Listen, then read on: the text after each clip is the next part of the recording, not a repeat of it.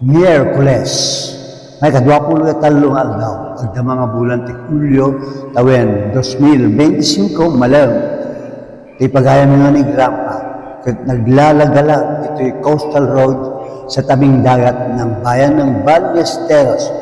Kaya pagmasta natin ang tourism market ng naturang bayan ng Ballesteros.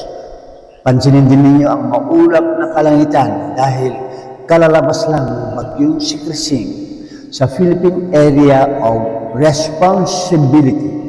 Ang inyong lingkod na si Grandpa sa kanyang paglalagalag ay naghahatid na naman sa inyo ng isang nabarang apugaw, nalabuyo na puloy, tiangin manipagbaybay, ti Ballesteros, akas pangkabkablao mi, kada kayo amin, nga amigos, amigas, senyoritos, senyoritas, compañeros, compañeras, pagmasdan po ang kagandahan ng coastal road at ang kalangitan ng bayan ng Ballesteros, Cagayan.